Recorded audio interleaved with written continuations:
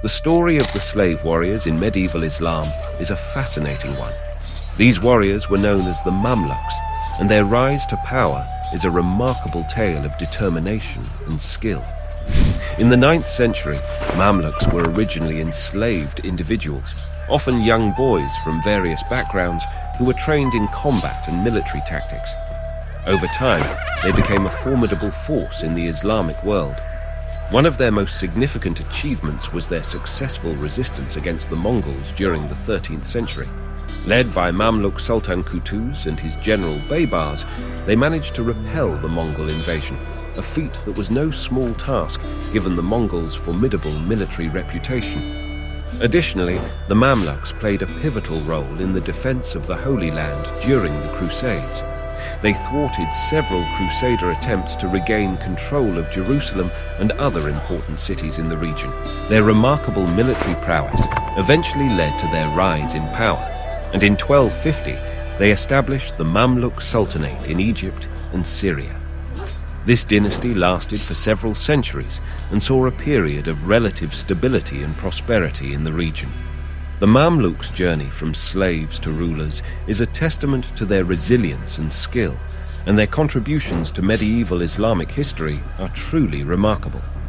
The Mamluks governed Egypt and Syria from 1250 to 1517, when the Ottomans ended their dynasty. Originating in the Abbasid Caliphate in the 9th century, they persisted as a vital part of Egyptian Islamic society until the 19th century. They played a crucial role in defending against the Mongols, shaping Cairo's prominence and fostering craftsmanship, architecture, and scholarship. Despite their significance, the Mamluk dynasty remains largely unknown in the West. The dynasty had two phases: the Bahri Mamluks, 1250 to 1381, and the Burgi Mamluks, 1382 to 1517, named after their regiments. Mamluks, meaning owned, were slave soldiers, mainly Kipchak Turks from Central Asia. They couldn't pass titles to their sons, necessitating a constant influx of new recruits.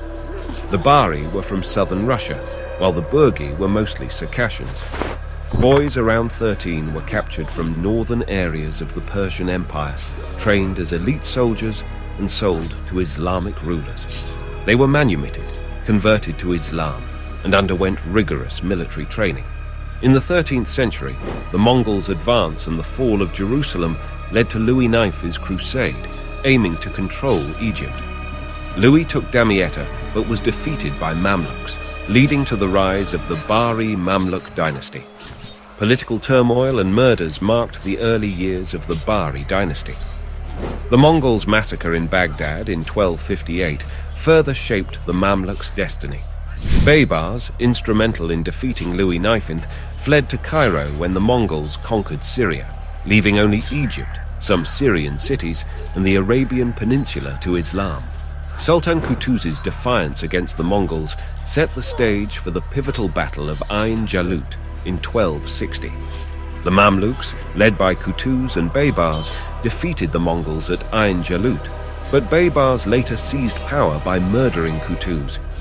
This pattern of succession continued, with few sultans dying of natural causes. Despite their short reigns, the Mamluks provided stability in the medieval Middle East.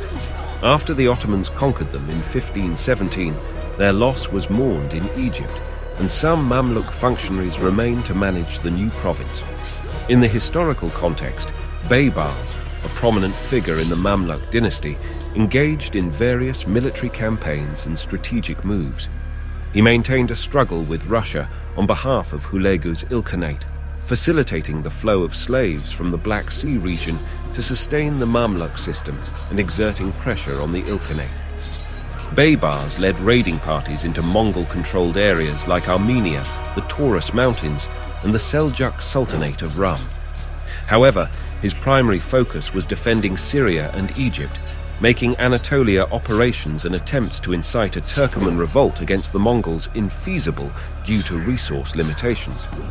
Baybars' actions, including assaults on Lesser Armenia, prompted the Mongols to encircle the Mamluks and potentially gain influence in northern Syria. The spread of Islam among the Golden Horde also concerned the Ilkhans, who began converting to Islam relatively late. In response, the Ilkhanate formed agreements with Constantinople to safeguard their interests. Baybars not only held off the Mongols, but also systematically destroyed Christian territories in Outremer, capturing cities like Nazareth, Caesarea, Haifa, Arsuf, Safed, and Antioch, enslaving or eliminating Christian populations. Despite a renewed attack on Acre in 1267, Jaffa and Beaufort fell, and in 1271, Baybars conquered the White Castle and Crac des Chevaliers. These strongholds disrupted insurgencies, compensated for limited forces, and threatened communication lines, mirroring the Mamluks' defensive strategy. Baybars may have feared an alliance between the Mongols and Christian powers. The Mongols attempted this during Edward Plantagenet's Eighth Crusade in 1271, but failed. Subsequently, Tripoli and Acre fell, marking the end of Christian attempts to reclaim the Holy Land or Syria. The Mamluk dynasty endured until the 16th century, but faced internal power struggles and external challenges. Timur's invasion in the early 1400s and the Black Death weakened the dynasty. The loss of Syrian trade revenues to the Portuguese and Selimur. Its victory over the Mamluks in 1517 signaled their decline. Selim I retained a Mamluk viceroy and continued recruiting Circassians as tax farmers. Factionalism persisted in Egyptian politics into the 19th century. While primarily warriors, Mamluks made significant contributions to Islamic art and architecture.